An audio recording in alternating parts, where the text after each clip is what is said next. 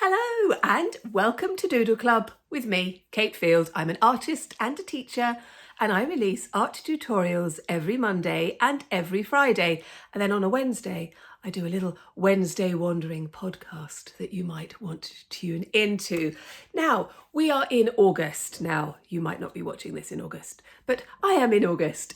And I'm thinking that I just want to do some lovely kind of doodle blobs and see what happens with them. I'm going to be using a variety of different media. I'm not quite sure what I'm going to use, and that is the joy of doing what we like. And I hope you are going to enjoy this week's Doodle Club. Let's go. Hello, I am so glad you are here. Do you ever have those moments where you have a blank sketchbook like this and you're not sure what to do, but you know you want to do something? It's going to be one of those sessions today. We are using watercolours. Any watercolours will do. I'm coming to the end of my Anna Linky watercolours here. I really love them. Very, very inexpensive. Very vibrant colours, which I will show you. So I'm going to go straight in with turquoise. And I've already made a mess on this page, and that's fine. It is going to be one of those sessions, I think, today. So we're going to start off by just doing some circle blobs. I've given this a bit of a squirt, so you can see that it is wet. It is wet. You need to activate the paint.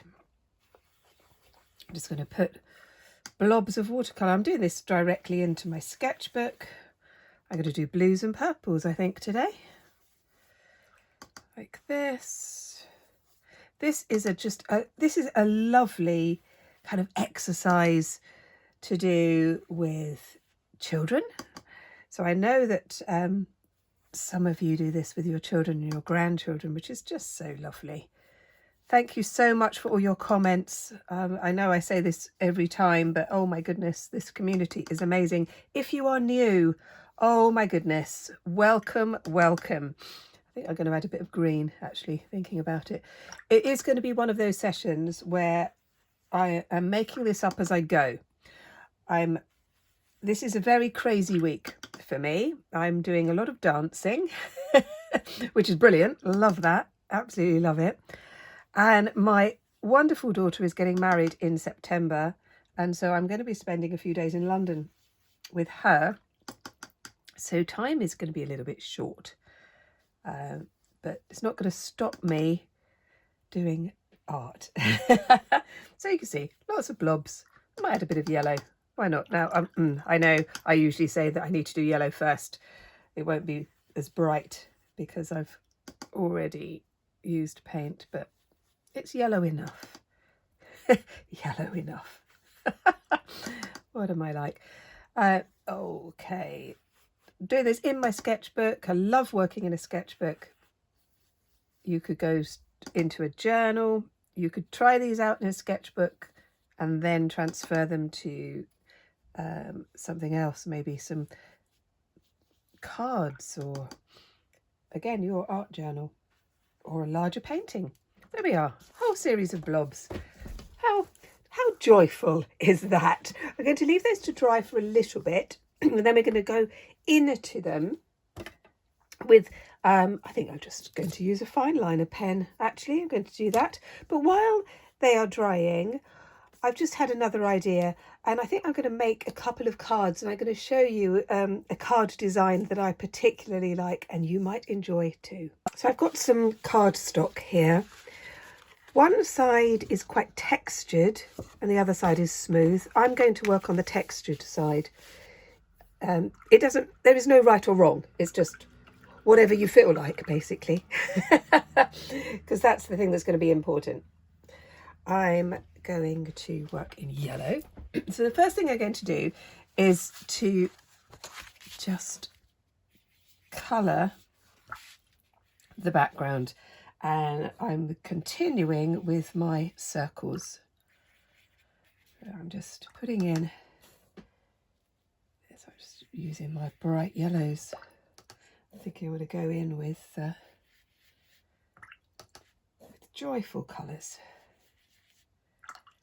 You could do this with acrylic pens. You could do this with felt tip pens, or you can just use any sort of paint, anything that you have.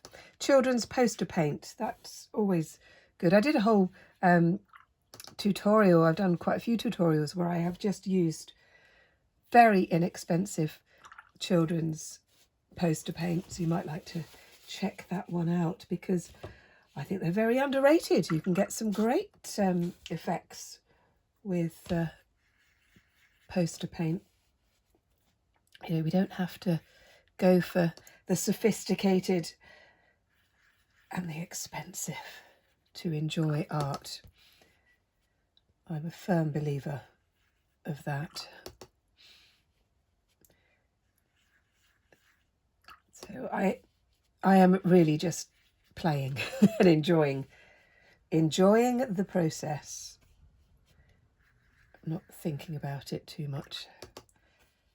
It's just making me smile. So I will leave a little bit of white on that one. Just going to leave that one to dry.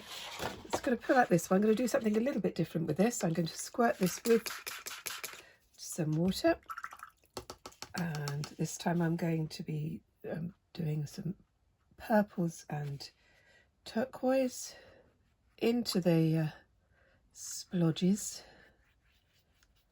I just want to cover the page. Mark making, that could be fun. So many different ways to use a paintbrush. So many ways. The key to this kind of style is to work quickly. So otherwise the paper will just go really, really soggy. And the paper might turn to mush, which is not what you want really. Again, this is quite wet, so it will take a little while to dry, but that's fine because the other pieces are waiting. Always good to do a few things at the same time. Well, back to this one, and I'm just going to use an ordinary fine liner pen. You could use a ballpoint pen or a biro, something like that. And what I'm going to do is to look at some of the shapes that have been created by the blobs. You can see that this paint's not quite dry, but that's okay. The ink will bleed a little bit. If you don't want it to bleed, then a ballpoint pen or an acrylic pen would be better. But I'm not bothered about the bleeding, because I think it can create some quite interesting shapes. Can you see that you can just play with the shape and just have a lot of fun with it, actually.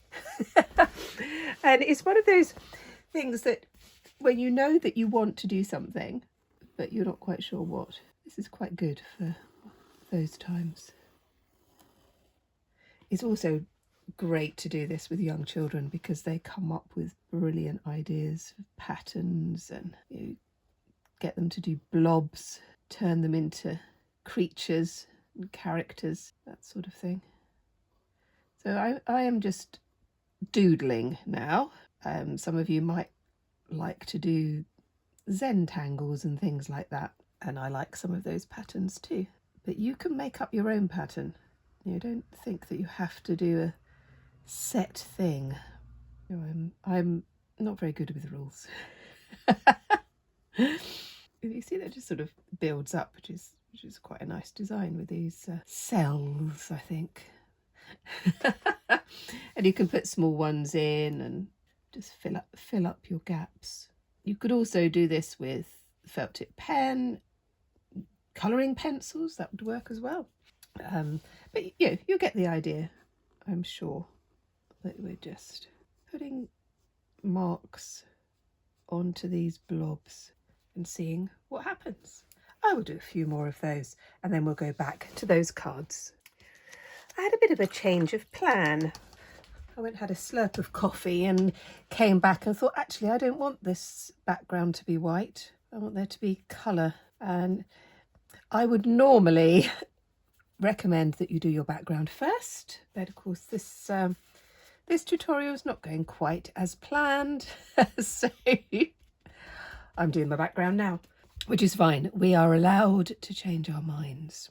I know that the colours are going to bleed into each other, and that's okay.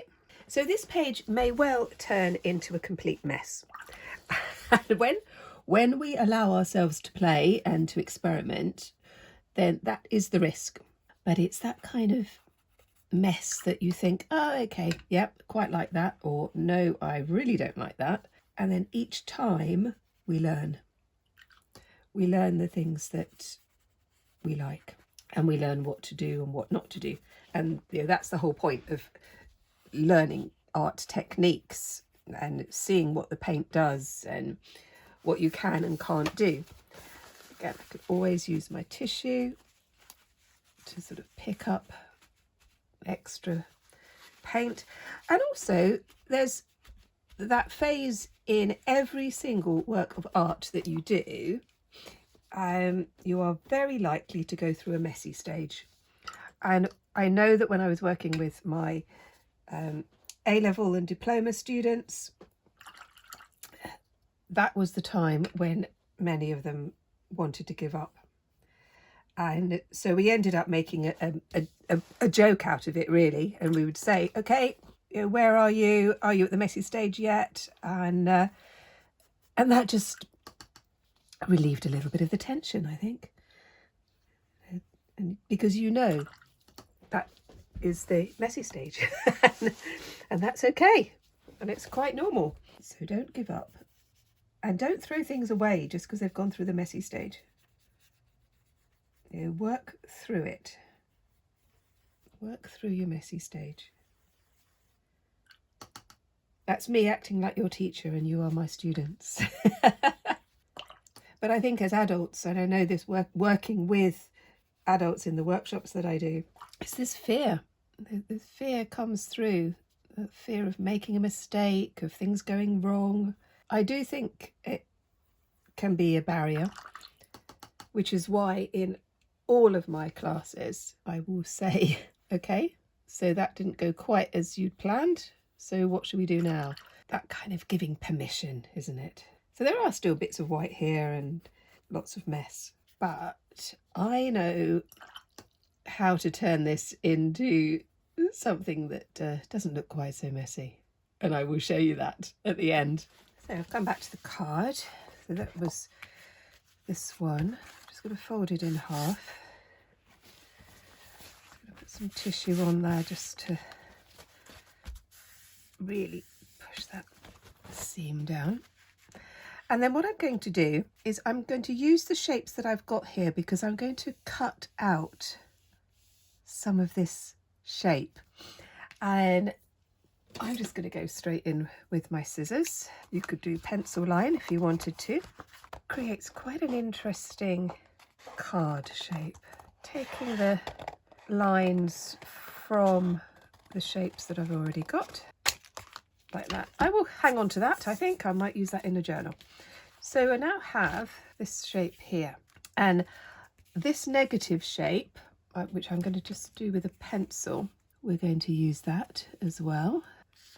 So we have this shape there, and in this I'm going to do some more colour, but I'm also going to now play around with some of these patterns. Let's just move this one out of the way. So I've got my messy sheet, and here I'm going to stick to these colours, but I'm going to do more of a block, and you'll see why in a moment. Like this. So this is the inside of the card, and again, it's like I said, I am making this up as I go along because I've just had another idea, and I'm going to be using some of my metallic watercolours. Now you may have some metallic watercolours. A lot of people have them. They use them and they think, oh, these don't work very well. And it's almost certainly because you're not using them properly. So I'm just doing bit of a splodgy border here on the inside, and I'm going to be using some gold metallic watercolour. I'll show you what that looks like. So for metallic watercolour to work, you have to have a base.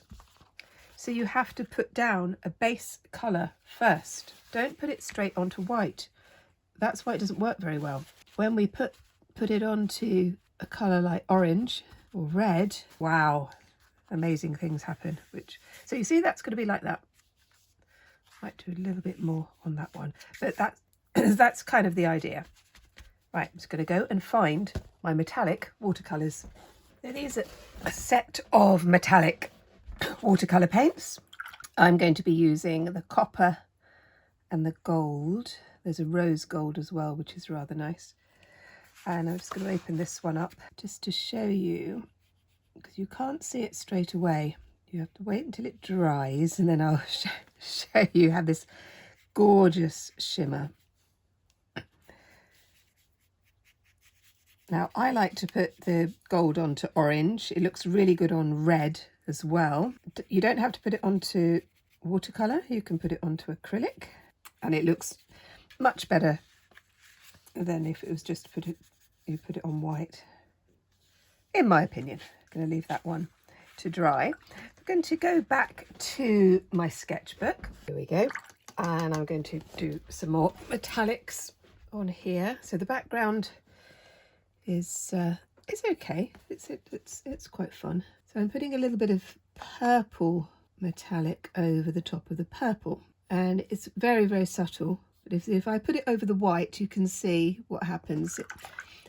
Yeah, you can still see some of the sparkle, but not so much. A few more. Let's just put some purple sparkle on this one, like that. You can just have a bit of a play with it. Now, I am going to do some more patterns. I'm going to use my acrylic marker now, because I do want it to be colour fast, just in case I want to add some more water to it. And I'm just going to go, I did a few more kind of blobs, because I thought that there was just too much white space. And you can use all sorts of mark making to create textures and patterns within a space. And when we do things like this, because they're very easy to do, we can let our minds drift a little bit, which is really nice. And that's when it becomes quite relaxing and mindful almost, which is I think actually quite important. Yep, sometimes we need to really concentrate on our art and what we're doing. Other times it's nice to doodle and enjoy the process. Again, I'm just using the outline of what happened when I put the blobs of paint on. So when you do that, you have this sort of quite organic feel, which I like. I think it's quite interesting. I did start putting some white on as well. White acrylic pens do vary, and I've tried out a lot over the years, and my favourite are Drawlish. They're very good, and they're not the most expensive at all. I'll put a link in the description. So I like the shapes that are in this one. Again, you have that kind of unexpected idea. When things aren't planned, that can be quite fun. Oh, there we go. I'd love to know what you think, what you're doing, what you think you might do, if I've perhaps inspired you to do something. You can join Facebook groups. There's 2 now. There's the Friday Art and Doodle Club, which is just the general space. It's so friendly. What a friendly place it is. And for sharing all sorts of things and asking questions and just generally being very supportive of everybody else, which is lovely. And then there's the Open Studio, which is for people who are doing courses with me. So there's a little bit more structure to that one, but you're very welcome to join either of them. I'll put the links below. Can you see that I'm just using the shape that was there to see whether I could turn it into something else. So when I've done blobs with children, especially the young ones, when I'm working with my very little ones, we turn blobs into monsters and creatures, and that's always great fun. If you haven't liked yet, that would be really good, and you've got this far. It really does help me grow the channel, and then I can reach other people who might like this sort of thing, and you could share. Thank you so much for those of you who have already shared my content. So I think you can see where I'm kind of going with this, putting these patterns and seeing what happens. I'll do a little bit more of that. I'll do some white as well, and then we will go back to the cards. I'm going to add a little bit more gold to this one, and then I'm going to use a gold acrylic pen to do some more patterns and marks. Trying this sort of coppery metallic. So it doesn't really show until it dries, and then it has that kind of very subtle shimmer, which is really nice. So yeah, just putting a bit on this. I'll do stuff on the back as well. Actually, I could just open that out. But I've got some metallic pens here. These are acrylic pens. You can get them in all sorts of brands, and most of them are very, very good. I will put a link to the ones that I've used, but you may have your own that you prefer. Again, going over the top of orange with gold, I think is really nice, because it's very subtle, and that can be very delicate, and that can be good. So that's more like a kind of a pure gold. This one's more like a glitter. If you want to go a little bit more sparkly, doing little dots, it's quite fun. Let's just do some on this one here. Just add something a little special to a card. But you could use this for your journals as well. This sort of idea, you make a little pocket perhaps. I think I will do some more ideas for journaling. I've had a few requests of people asking me for ideas. So I will do that because that's fun. A few little spirals, I think. So when we put that together, and obviously you can write some lovely words in it and things like that, and we could decorate that edge as well. But it just makes it's a very, very simple design, but just a little bit more unusual. And I'm now going to go back to this sketchbook for the last time. This is going to be one of those pages that I will just keep coming back to. When I want to do something little and I haven't got a lot of time, I will just come back and doodle on this page. But this is the white acrylic pen, which I really do like. I think white on top of the darker colours can look really good, but it can also look quite subtle on the paler ones. So if we go on the green, you can see the effect that has on there, which is rather nice. And then on the yellow, like that. I might do a tutorial where I just go back to pages that are unfinished. Most of the pages in my sketchbook are unfinished because they're ideas. But I might do that. That could be quite fun, actually. Going back, looking at sketchbooks from quite a long time ago, deciding what I could do.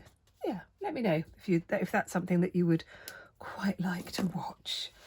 So I am enjoying this colour, these colours and the patterns, and I will enjoy just working through this. Just done, this was the blue and purple I did inside, and I just did the half of a heart.